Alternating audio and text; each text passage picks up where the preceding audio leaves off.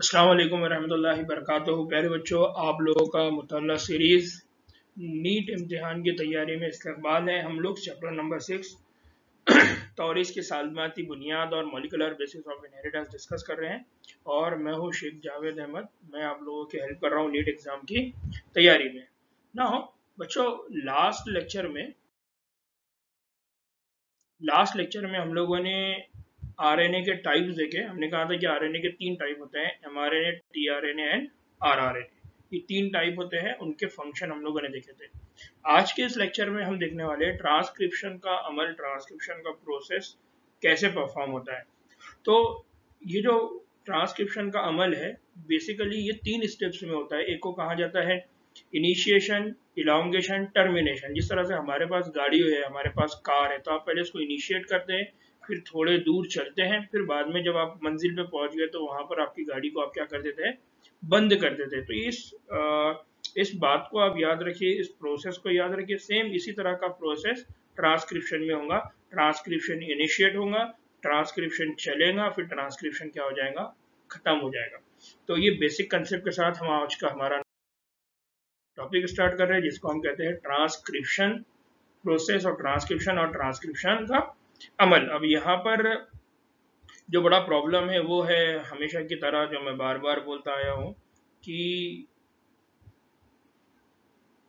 Mistakes, अल्फाज के लिखने में बहुत ज़्यादा यहाँ पर क्या है, मिस्टेक्स है, गलतियाँ है, जिसकी वजह से अक्सर बच्चे परेशान होते हैं। तो ये जो है, ये क्या है, ट्रांसक्रिप्शन। ये जो है, ये क्या है, ये ट्रांसक्रिप्शन का अमल। नाउ बच्चों, लास्ट लेक्चर में जब हमने देखा था कि एमआरएनए, टीआरएनए एंड आरआरएनए, तो हम यहाँ पर यही बात कर रहे हैं कि जब आरएनए आरएनए अब देखिए यहाँ पर भी बड़ा प्रॉब्लम है। आरएनए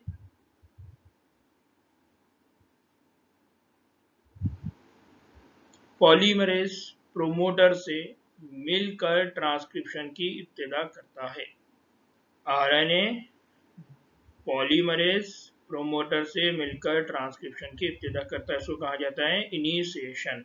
बेसिकली यहाँ पर होना क्या चाहिए था, यहाँ पर होना चाहिए था कि ये जो आरएनए है, आरएनए बनने का जो प्रोसेस होता है, ये कब होता है, जब डीएनए पॉलीमरेज एंजाइम प्रोमोटर से मिलता है, तब कौन सा प्रोसेस स्टार्ट होता है, उस प्रोसेस को कहा जाता है ट्रांसक्रिप्शन। और उस ट्रांसक्रिप्शन की जो इब्तिदा होती है, उसको क्या कहा जाता है, इनिशिएशन। क्या कहा जाता है उसको, इनिशिएशन। इसलिए अब इसको याद रखना कि यहाँ पर क्या लिखा हुआ है, यहाँ पर लिखा हुआ है आरएनए के बनने के प्रोसेस के दौरान, आरएनए के बनने के अमल के दौरान डीएनए आरएनए पॉलीमरेज, क्या नाम है, आरएनए पॉलीमरेज जो होता है वो कहाँ पर जाके बाइंड हो जाता है, प्रोमोटर रीजन पे। कहाँ जाके बाइंड हो जाता है, प्रोमोटर रीजन पे। और बाद में वो क्या करता है, ट्रांसक्रिप्शन की क्या करता है, शुरुआत करता है, इब्तिदा करता है। उस प्रोसेस को क्या कहा जाता है, इनिशिएशन। तो यहाँ याद रखना कि आरएनए पॉलीमरेज प्रोमोटर से मिलकर ट्रांसक्रिप्शन की इब्तिदा करता है। शायद अब आपको ये लाइन समझ में आ रही होंगी। आरएनए और ये क्या है, पॉलीमरेज। आरएनए पॉलीमरेज कहाँ पर, प्रोमोटर से। किससे मिलता है, प्रोमोटर से, और मिलकर क्या करता है, ट्रांसक्रिप्शन की इब्तिदा। ठीक है। ये न्यूक्लियोसाइड ट्राइफॉस्फेट को सबस्ट्रेट की तरह इस्तेमाल करता है। अब देखिए यहाँ पर भी है, यहाँ पर भी गलती क्या लिखी हुई है, यहाँ पर क्या है, सबस्ट्रेट।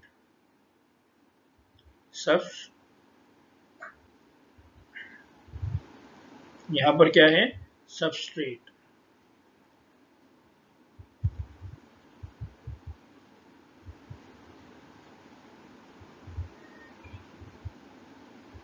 सबस्ट्रेट, ठीक है। तो यहाँ याद रखना, यहाँ पर लिखा हुआ है सबस्ट्रेट, सीन बे टे रे ये टे, सबस्ट्रेट।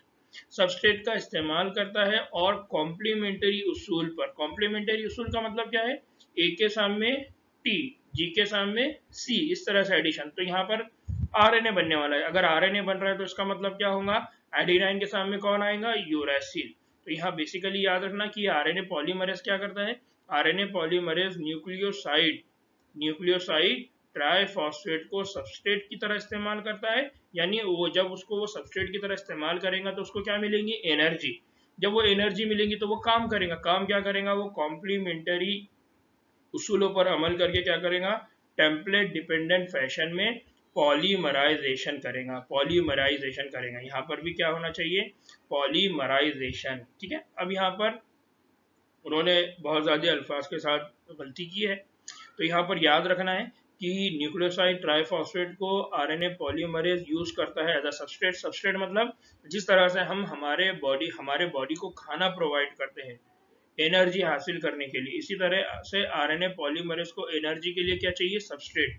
और वो सबस्ट्रेट के लिए क्या इस्तेमाल करता है, न्यूक्लियोसाइड ट्राइफॉस्फेट, जिसका एक एग्जांपल हम लोगों ने देखा हुआ है, जिसको हम क्या कहते हैं, एटीपी। क्या कहते हैं हम उसको, एटीपी।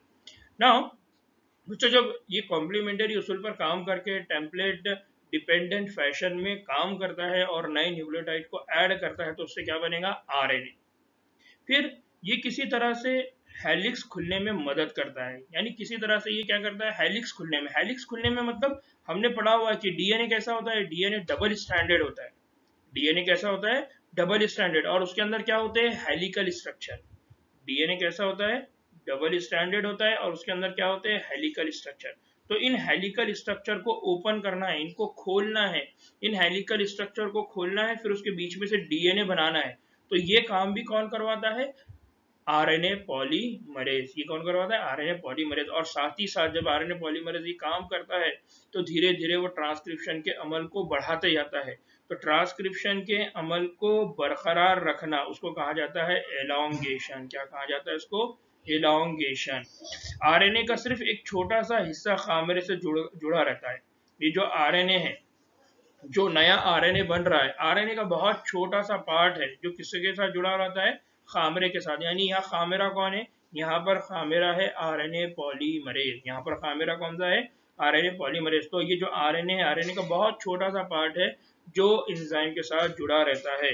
जब पॉलीमराइज जब पॉलीमरेज टर्मिनेटर जब पॉलीमरेज कौन सा पॉलीमरेज है, आरएनए पॉलीमरेज टर्मिनेटर के खित्ते पर पहुंच जाता है, यानी जैसे वो आखिर में यानी एंड पर पहुंच जाएगा, जैसे मंजिल पर पहुंच जाता है, तो नवजायद आरएनए मतलब डीएनए से जो अभी नया नया आरएनए बन रहा था, आरएनए के साथ साथ आरएनए पॉलीमरेज भी अलग होकर गिर जाता है।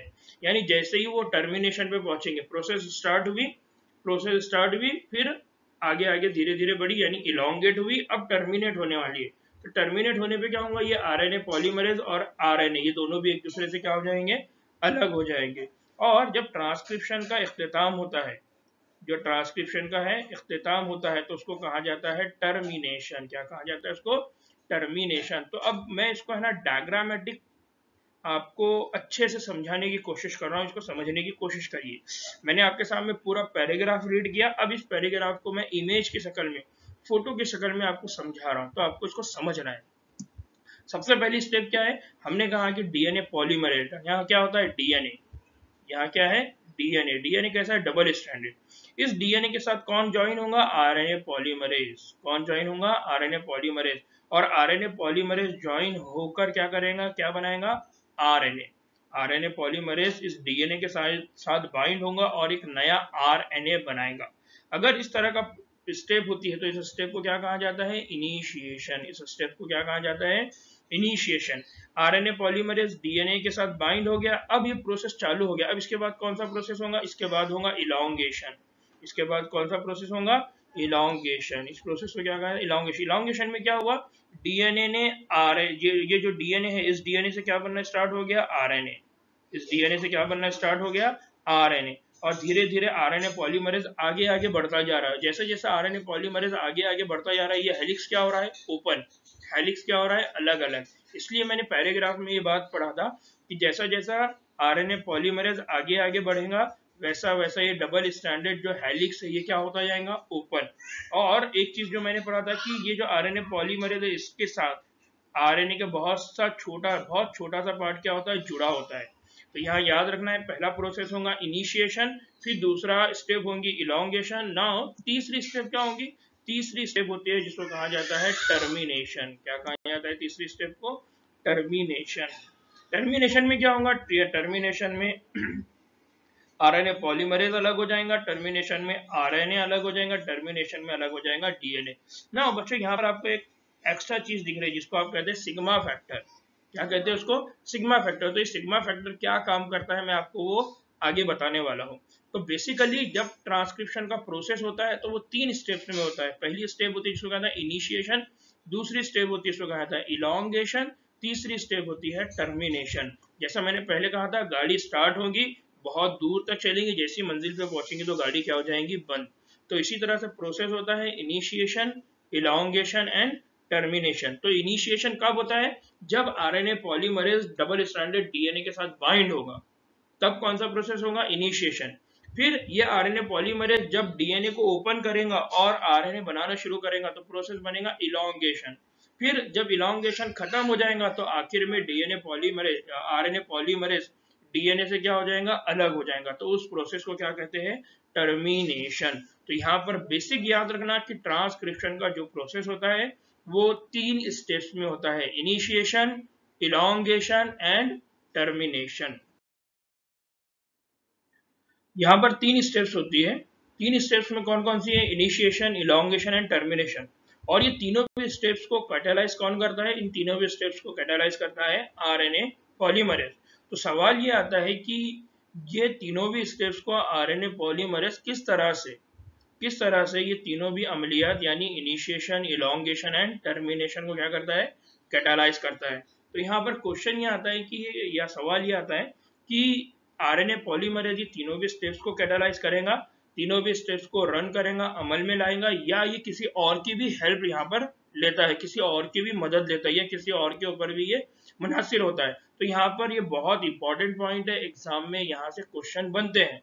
क्वेश्चन कहाँ से बनते हैं मैं समझाऊंगा, लेकिन यहाँ पर याद रखिए इसको बहुत अच्छे से आपको समझना है कि आरएनए पॉलीमरेज सिर्फ इलॉन्गेशन का अमल करता है। आरएनए पॉलीमरेज सिर्फ कौन सा अमल करता है? इलॉन्गेशन का। आरएनए पॉलीमरेज सिर्फ कैटालाइज करता है इलॉन्गेशन को। किसको कैटालाइज करता है? वो सिर्फ इलॉन्गेशन के अमल को।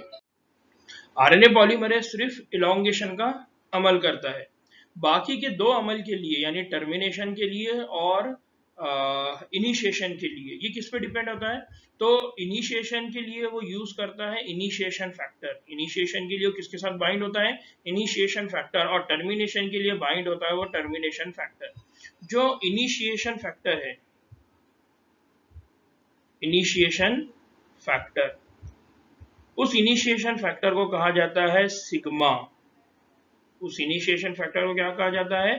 Sigma factor. क्या कहा जाता है इसको? इनिशिएशन फैक्टर को क्या कहा जाता है? Sigma factor. इसलिए मैंने लास्ट लेक्चर में आपको बताया, इससे पहले मैंने आपको बताया कि सिग्मा फैक्टर क्या करता है। तो सिग्मा फैक्टर बेसिकली ये कौन सा रोल प्ले करता है? Initiation factor. यानी ये क्या करता है? ये सिग्मा फैक्टर जाके किसके साथ बाइंड होगा?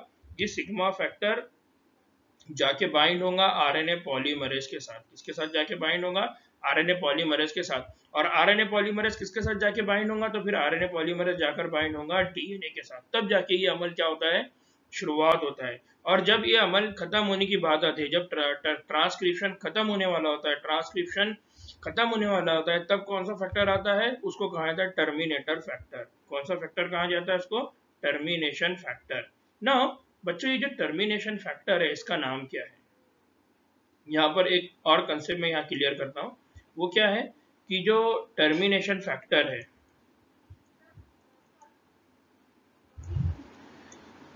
तो यहाँ जो टर्मिनेशन फैक्टर है उसका नाम है रो फैक्टर। क्या नाम है उसका? Rho factor. टर्मिनेशन फैक्टर होता है जिसका नाम क्या है?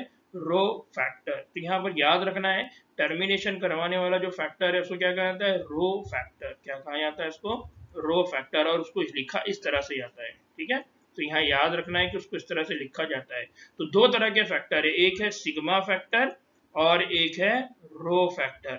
सिग्मा फैक्टर क्या करता है? इनिशिएशन। सिग्मा फैक्टर क्या करता है? इनिशिएशन। और रो फैक्टर क्या करता है? रो फैक्टर करता है टर्मिनेशन। तो यहाँ पर देखिए, यहाँ पर क्या हुआ? सिग्मा फैक्टर है, सिग्मा फैक्टर किसके साथ जाके बाइंड हुआ? आरएनए पॉलीमरेज के साथ। और जैसे ही आरएनए पॉलीमरेज के साथ जाके बाइंड हुआ तो ये आरएनए पॉलीमरेज कहाँ बाइंड हो जाएगा? डीएनए के ऊपर। तब इस प्रोसेस को क्या कहेंगे? इनिशिएशन। जब उसके बाद क्या होता है? उसके बाद जैसे ये प्रोसेस स्टार्ट हो गया तो सिग्मा फैक्टर वहां से हट गया। अब कौन है? RNA polymerase. आरएनए पॉलीमरेज क्या करेगा? इलॉन्गेशन। आरएनए पॉलीमरेज क्या करेगा? इलॉन्गेशन, यानी इलॉन्गेट करेगा। आरएनए को लंबा करेगा, एक एक एक एक न्यूक्लियोटाइड ऐड करते जाएगा, तो वैसे वैसे आरएनए क्या होता जाएगा, बड़ा होता जाएगा, आरएनए क्या होता जाएगा, लंबा होता जाएगा। और जैसे टर्मिनेशन का वक्त आएगा, ये प्रोसेस को खत्म करने का टाइम आएगा, तो फिर वहां पर कौन आ जाएगा, वहां पर आ जाएगा रो फैक्टर, वहां पर कौन आ जाएगा, रो फैक्टर। और ये रो फैक्टर क्या करेगा, आरएनए पॉलीमरेज को बाइंड करेगा, जिसकी वजह से आरएनए पॉलीमरेज डीएनए से क्या हो जाएगा, अलग हो जाएगा। तो यहाँ बहुत इंपॉर्टेंट एग्जाम में पूछे जाने वाले जो सवाल है उसको याद रखिए। पहला क्या है कि RNA polymerase initiation, elongation, termination में से कौन सी स्टेप को अंजाम देता है, तो वो सिर्फ किसको अंजाम देता है, इलोंगेशन। बाकी की दो स्टेप्स के लिए, इनिशिएशन और टर्मिनेशन के लिए किस पे डिपेंड है, इनिशिएशन के लिए डिपेंड है सिग्मा फैक्टर के लिए, टर्मिनेशन के लिए डिपेंड है रो फैक्टर्स के ऊपर। तो यहाँ बहुत इंपॉर्टेंट है। वापस से मैं ये पूरा पैराग्राफ पढ़ देता हूँ कि ये क्या होता है, इससे जुड़ता है बिल तरतीब ट्रांसक्रिप्शन के इब्तिदा और इख्तिताम करता है। इन फैक्टर के साथ मिलाप आरएनए पॉलीमरेज की इनिशिएट करने या खत्म करने की अहलियत को तब्दील कर देता है। यानी अब आरएनए पॉलीमरेज क्या काम करेगा, आरएनए पॉलीमरेज इनिशिएट करेगा या आरएनए पॉलीमरेज टर्मिनेट करेगा। ये जो काम है, ये काम करवाने का, इस काम को परफॉर्म करके लेने का कौन जिम्मेदार है, जिम्मेदार है सिग्मा फैक्टर और रो फैक्टर। सिग्मा फैक्टर अगर आरएनए पॉलीमरेज के साथ बाइंड हो गया तो आरएनए पॉलीमरेज क्या काम करेगा, इनिशिएशन। सिग्मा फैक्टर अगर आरएनए पॉलीमरेज के साथ बाइंड हो गया, रो फैक्टर अगर आरएनए पॉलीमरेज के साथ बाइंड हो गया तो वो क्या करेगा, टर्मिनेशन। तो ये बहुत इंपॉर्टेंट है, इसको याद रखिए। नाउ बच्चों एक और इंपॉर्टेंट चीज दूसरे पैराग्राफ में, वो क्या है, बैक्टीरिया में चूंकि एमआरएनए फाल होने के लिए प्रोसेसिंग की जरूरत नहीं होती। अब ये जो प्रोसेसिंग है, ये प्रोसेसिंग क्या है, प्रोसेसिंग मैंने पहले ही आपको बताया। प्रोसेसिंग का मतलब क्या होता है, प्रोसेसिंग का मतलब ये होता है कि जब आप, प्रोसेसिंग का मतलब क्या होता है, प्रोसेसिंग का मतलब होता है जब आप एक्सॉन और इंट्रॉन, याद आ रहा है आपको, एक्सॉन एंड इंट्रॉन, इन दोनों को अलग करते हैं, तब उस प्रोसेस को क्या कहा जाता है, प्रोसेसिंग। क्या कहा जाता है, प्रोसेसिंग। और इसी प्रोसेसिंग के अंदर जो अमल होता है उसको कहा जाता है स्प्लाइसिंग। क्या कहा जाता है इसको, स्प्लाइसिंग। तो हम आगे ये स्प्लाइसिंग का प्रोसेस कैसा होता है, कैसा अमल में आता है, मैं ये आगे आपको समझाऊंगा। सिर्फ आपको यहाँ जो इंपॉर्टेंट चीज याद रखना है वो क्या है, बैक्टीरिया में चूंकि एमआरएनए फाल होने के लिए प्रोसेसिंग की जरूरत नहीं होती, और चूंकि ट्रांसक्रिप्शन और ट्रांसलेशन ये एक ही खाने में अमल में आते हैं। यहाँ पर बहुत इंपॉर्टेंट याद रखिए कौन कौन सी बात हो रही है। पहली बात ये हो रही है कि बैक्टीरिया के अंदर प्रोसेसिंग की नीड नहीं होती। दूसरी बात क्या हो रही है, ट्रांसक्रिप्शन का अमल और ट्रांसलेशन का अमल ये दोनों भी कहाँ पर होते हैं, एक ही खाने में होते हैं, इसलिए होते हैं। अब ये एक खाना कौन है, तो बैक्टीरिया में कौन है, साइटोसोल। बैक्टीरिया में कौन है, साइटोसोल। और मरकजा अलहदा नहीं होता। तो बैक्टीरिया के अंदर मरकजा और साइटोसोल ये दो अलग अलग नहीं होते, एक ही होता है। वहां क्या होता है, सिर्फ साइटोप्लाज्म। तो इसका मतलब साइटोप्लाज्म में ट्रांसक्रिप्शन का भी अमल होगा, साइटोप्लाज्म में ट्रांसलेशन का भी अमल होगा। नाउ यहां पर क्या होता है आगे, कई बार एमआरएनए के पूरी तरह से ट्रांसक्राइब होते ही कबल ही ट्रांसलेशन शुरू हो जाता है। मतलब यहाँ क्या मतलब है कि ट्रांसक्रिप्शन अभी खत्म हुआ भी नहीं था कि कौन सा प्रोसेस चालू हो गया, ट्रांसलेशन का। हमने पढ़ा हुआ है डीएनए से डीएनए बनाने के अमल को हम क्या कहते हैं, रेप्लिकेशन। डीएनए से आरएनए बनाने के अमल को क्या कहते हैं, ट्रांसक्रिप्शन। और आरएनए से प्रोटीन के अमल को क्या कहते हैं, ट्रांसलेशन। तो ट्रांसक्रिप्शन के बाद कौन सा अमल होता है, ट्रांसलेशन। तो बैक्टीरिया में क्या होता है, बैक्टीरिया में ट्रांसक्रिप्शन होने के साथ साथ ट्रांसलेशन चालू हो जाता है।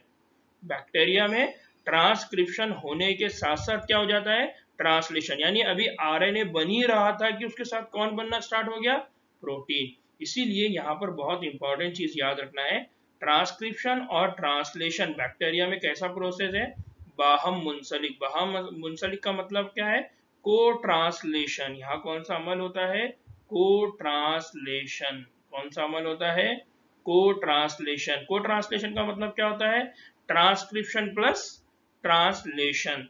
तो को ट्रांसक्रिप्शन एंड ट्रांसलेशन, तो इसको याद रखना कि यहाँ जो अमल होता है वो कौन सा अमल होता है, बाहम मुंसलिक को ट्रांसलेशन वाला। तो यहाँ बहुत इंपॉर्टेंट चीज जिसको आपको समझना है वो क्या क्या है। पहली चीज जो आपको समझना है वो क्या है, पहली चीज जो आपको समझना है वो है कि आरएनए पॉलीमरेज 3 काम करता है, इनिशिएशन, इलोंगेशन, टर्मिनेशन। लेकिन इन तीनों भी स्टेप में से वो सिर्फ परफॉर्म कौन सी करता है, इलोंगेशन। टर्मिनेशन के लिए वो डिपेंड है रो फैक्टर पे, और इनिशिएशन के लिए डिपेंड है सिग्मा फैक्टर पे।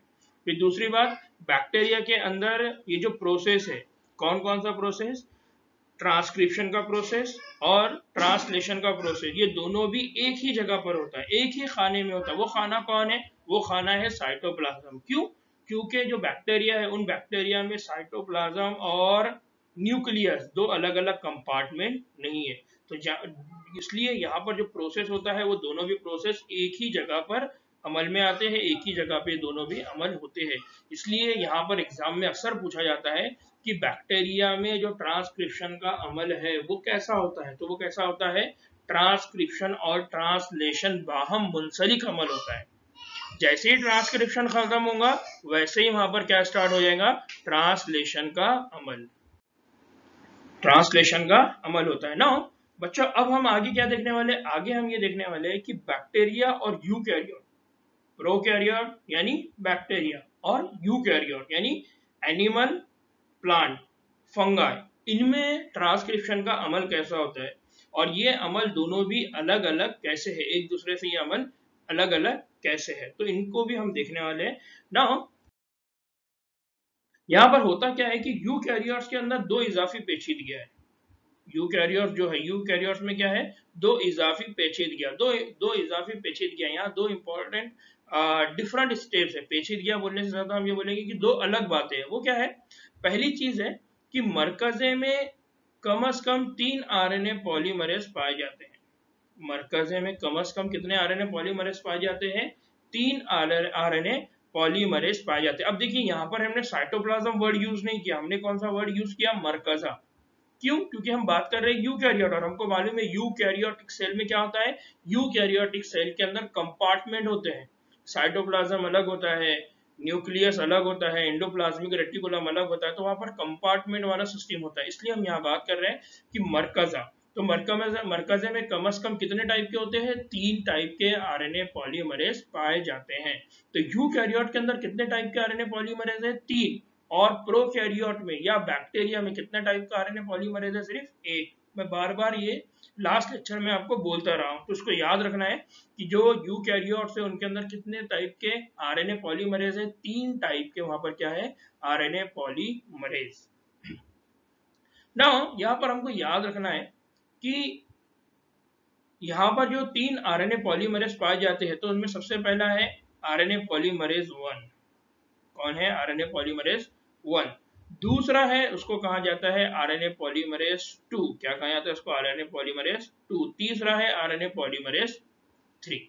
अब ये तीन आरएनए पॉलीमरेज है, इनके काम अलग अलग है, इनके काम अलग अलग है। कैसा, तो RNA polymerase 1, RNA polymerase 1, RNA polymerase 1 क्या करता है, ये बनाता है आरआरएनए। आरएनए पॉलीमरेज क्या बनाता है, आरआरएनए।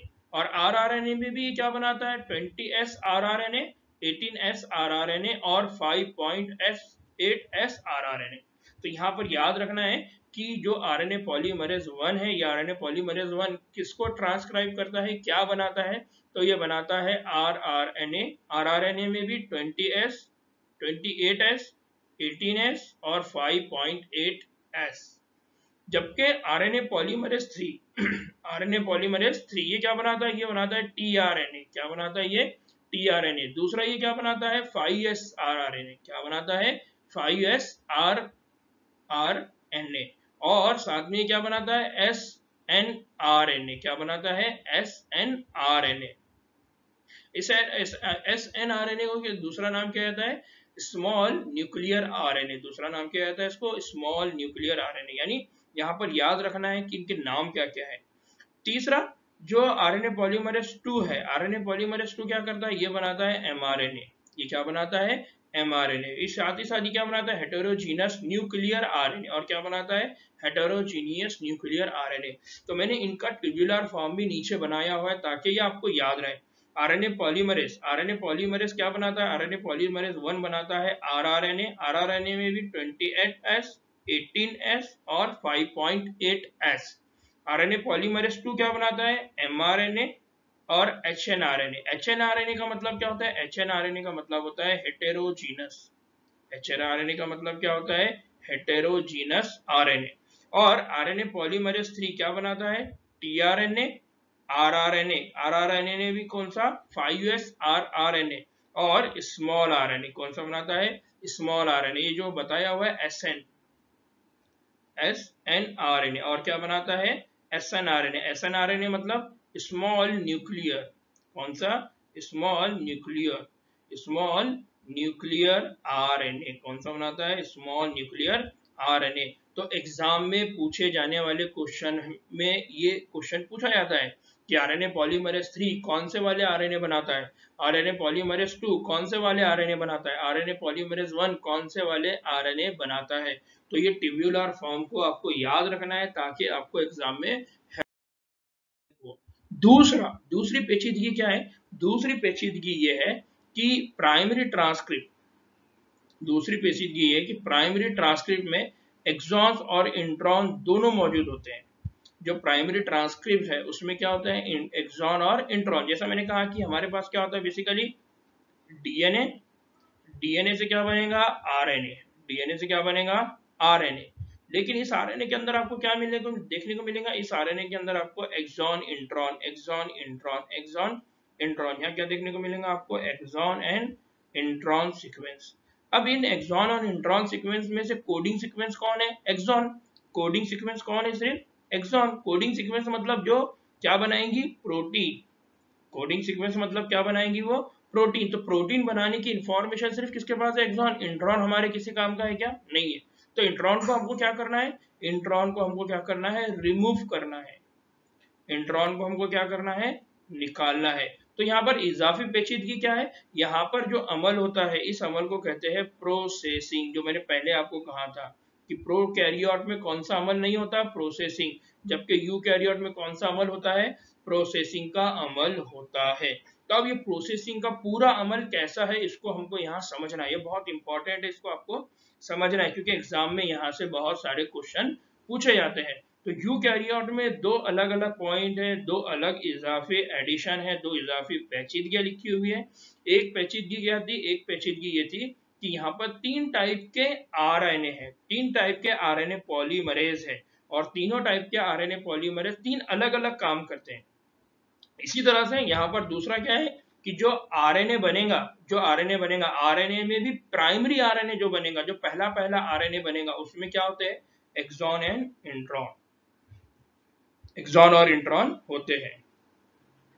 तो दूसरा ये एक्सॉन इंट्रॉन होता है। तो दूसरी बात, ये जो प्राइमरी ट्रांसक्रिप्ट है ये कैसा होता है, गैर फाल। ये कैसा होता है, गैर फाल।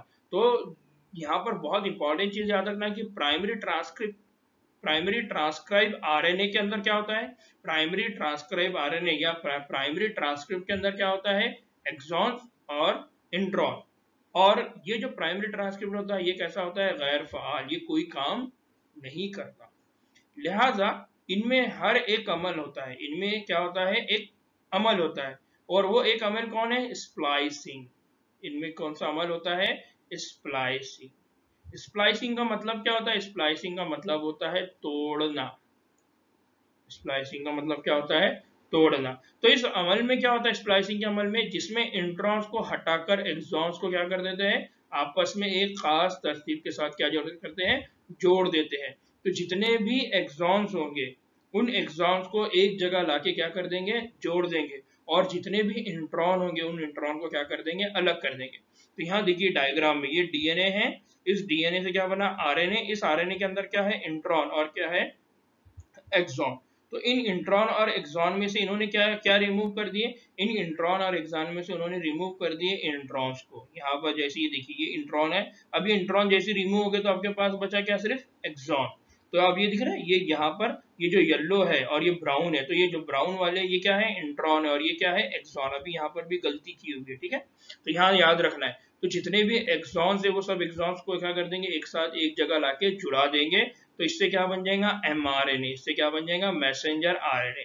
तो मैसेंजर आरएनए से पहले कौन सा आरएनए था, कौन सा आरएनए था, प्री आरएनए था, या हम कहेंगे प्राइमरी आरएनए था, या प्राइमरी ट्रांसक्रिप्ट था। तो इस प्राइमरी ट्रांसक्रिप्ट के अंदर क्या थी, इंट्रॉन थी, एक्सॉन थी।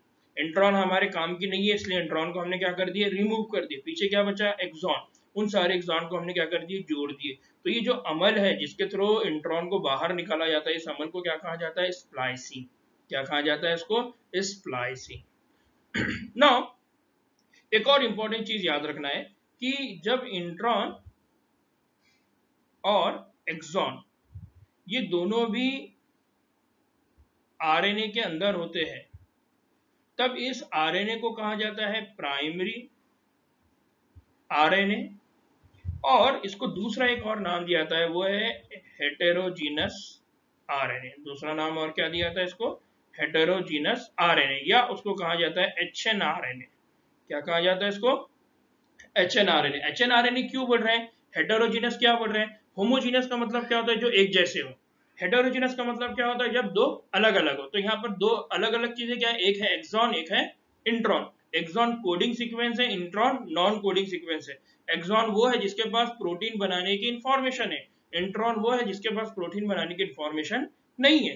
तो ये दोनों भी एक जगह है, इसलिए अभी इस आरएनए का नाम क्या बना हुआ है, हेटेरोजीनस आरएनए। तो जो प्राइमरी ट्रांसक्रिप्ट है या जो प्राइमरी आरएनए है, उसका एक और नाम क्या है, उसका एक और नाम है हेटेरोजीनस आरएनए या एचएनआरएनए। क्या बोला जाता है इसको, एचएनआरएनए। तो यहाँ पर देखिए, यहाँ लिखा हुआ है एचएनआरएनए। तो एचएनआरएनए में दो इजाफी अम्लीय से गुजरता है।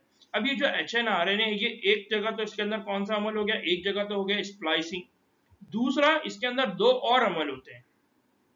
ये जो हेटेरोजेनस आरएनए, इसके अंदर दो और अमल होते हैं। वो दो अमल कौन से हैं, वो दो अमल कौन कौन से हैं, एक अमल है जिसको कहा जाता है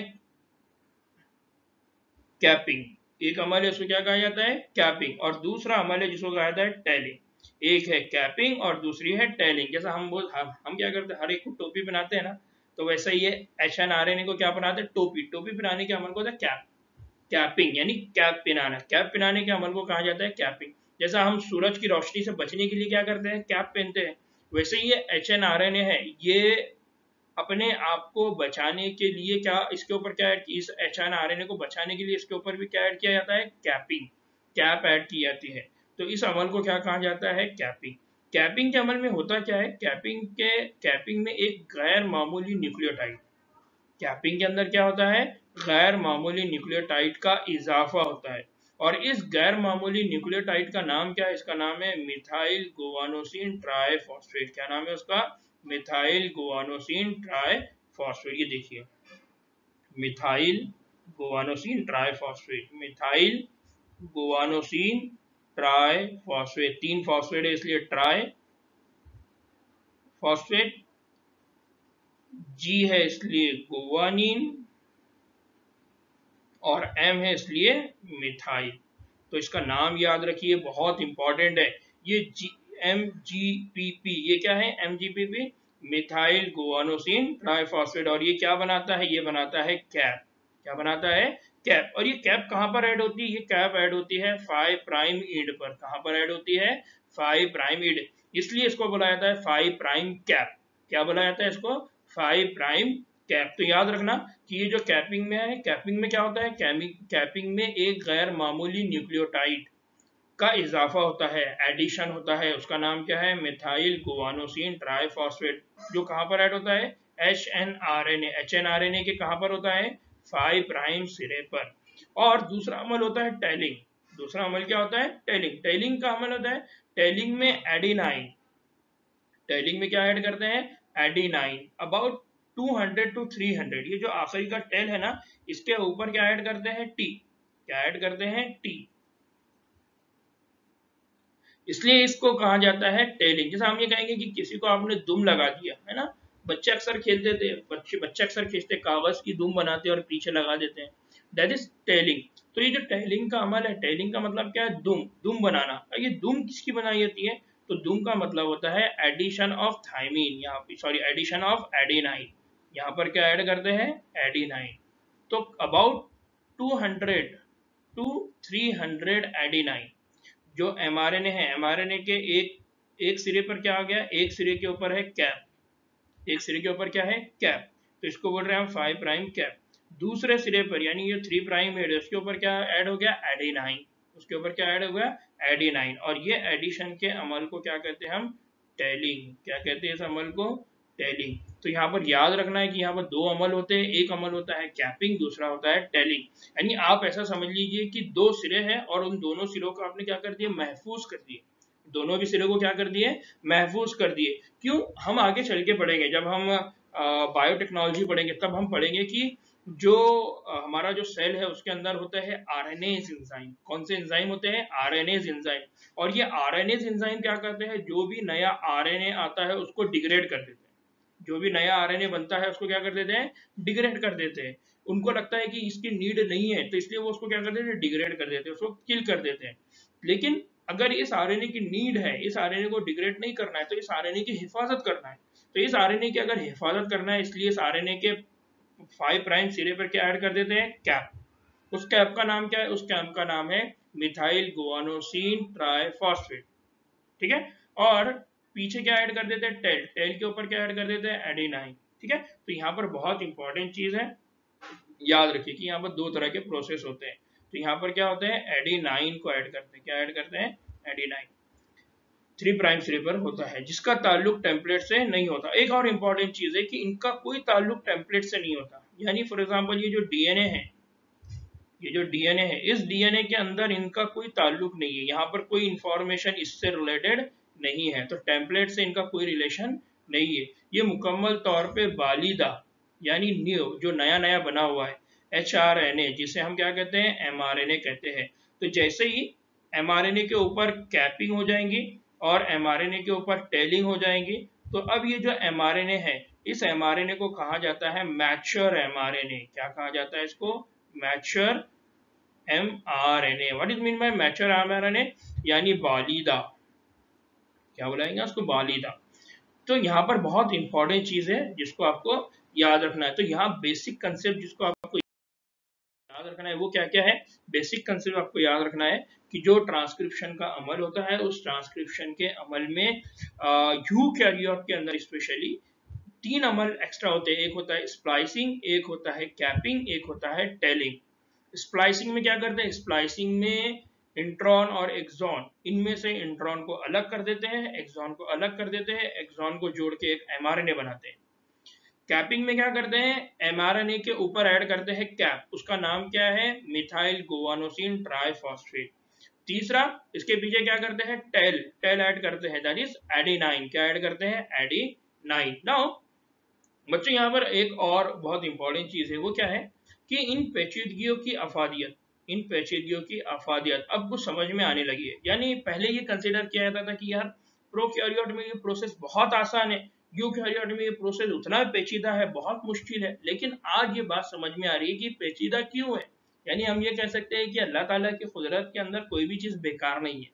अल्लाह ताला की कुदरत के अंदर हर चीज का कोई ना कोई रोल है।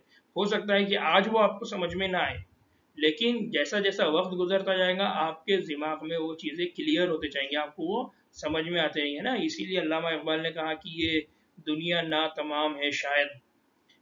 फिर जो स्प्लिट जीन है, स्प्लिट जीन यानी वो जो इंट्रॉन और एक्सॉन आपने रिमूव कर दिया, तरतीब शायद जीनोम की खदामत की नुमाइंदगी करती है। यानी वो जीनोम की खदामत, वो जीनोम कितना वैल्यूएबल है, उसका कितना इंपॉर्टेंस है, उसके लिए कौन रहनुमाई करता है? ये स्प्लाइसिंग का प्रोसेस। फिर इंट्रॉन्स की मौजूदगी अहद रफ्ता की यादगार है। इंट्रॉन्स की मौजूदगी ये अहद रफ्ता की यादगार है, मतलब इवोल्यूशन, कि हमारे ज़माने में पहले कुछ हुआ करता था, तो आज से पहले के ज़माने में क्या हुआ करता था। तो हम ये जो इवोल्यूशन की बात करते हैं कि हमारा ताल्लुक हमारे आबा व अजदाद के साथ है, तो वो इंट्रॉन्स क्या करते हैं? उस मौजूदगी का एहसास दिलाते हैं कि हमारा रिलेशन पहले किससे था। इवोल्यूशन की याद कौन दिलाते हैं? इंट्रॉन्स। और स्लाइसिंग, स्लाइसिंग यानी स्प्लाइसिंग, स्प्लाइसिंग का जो अमल है वो आरएनए वर्ल्ड के तसल्लुत की निशानी है। स्प्लाइसिंग का जो अमल है वो किसकी निशानी है? RNA world. तो यहाँ पर बहुत इंपॉर्टेंट चीज याद रखना है कि ये जो स्प्लिटिंग ऑफ जीन है, ये जो इंट्रॉन्स है, ये जो स्प्लाइसिंग का अमल है, ये जो तीनों भी अमल है, ये हमको बहुत बड़ी दुनिया का इंट्रोडक्शन देते हैं, बहुत बड़ी दुनिया के मालूमात देते हैं। अल्लाह ताला की कुदरत का जो बहुत बड़े करिश्मे हैं, ये हमको बताते समझाने की ये क्या करते हैं, कोशिश करते हैं। तो आजकल इनको हम समझ रहे हैं, आजकल साइंस इसको समझ रही है। तो आजकल जिंदा सिस्टम में आरएनए और आरआरएनए पर मुनहसर अमलियात ने गैर मामूली अहमियत इख्तियार की है। इसीलिए हम आगे देखेंगे कि जो बायोटेक्नोलॉजी है, ये बायोटेक्नोलॉजी के अंदर जितने भी टेक्निक्स हैं, जितने भी चेंजेस है, ये सारे के सारे कौन से प्रोसेस के ऊपर डिपेंड है? ट्रांसक्रिप्शन के अमल के ऊपर, कि एक जीन को आप किस तरह से मॉडिफाई करेंगे, एक जीन से आप किस तरह का प्रोडक्ट लेकर आएंगे। तो हम इंशाल्लाह उसको बायोटेक्नोलॉजी में इसी बात को हम समझेंगे। तो ये जो लास्ट पैराग्राफ है, ये बहुत इंपॉर्टेंट है। नीट एग्जाम के पॉइंट ऑफ व्यू से ये इंपॉर्टेंट नहीं है, लेकिन समझने के एतबार से, अल्लाह ताला की रुबूबियत पे ईमान लाने के एतबार से ये बहुत इंपॉर्टेंट है। कि आज से पहले साइंस समझती थी कि स्प्लिसिंग का प्रोसेस इजाफी प्रोसेस है, यूकैरियोट में चुप तो भी डाला हुआ है, या वो समझते थे कि इंट्रॉन्स एडिशन है। लेकिन आज उनको समझ में आता है कि अल्लाह ताला ने ये जो प्रोसेस ऐड किया था, इसकी बहुत अहमियत है। इंशाल्लाह हम लोग, जब मैं बायोटेक्नोलॉजी पढ़ाऊंगा उस वक्त आपको ये बताऊंगा। लेकिन इससे बहुत इंपॉर्टेंट चीज़ है कि आज साइंस इस बात को समझने की कोशिश कर रही है कि इस ज़मीन का, इस धरती का बनाने वाला कोई है, कोई एक रब है जिसने ये सारी चीज़ें बनाई हुई है। उम्मीद है कि आप लोगों के लेक्चर समझ में आया होगा। अगर आपको कोई इसमें प्रॉब्लम है, कुछ समझना है, तो आप लोग मुझको व्हाट्सएप पे मैसेज कर सकते हैं, या फिर आप लोग मुझको यूट्यूब चैनल में कमेंट कर सकते हैं। जज़ाकल्लाह। इंशाल्लाह कल फिर मुलाकात होगी। अस्सलाम वालेकुम।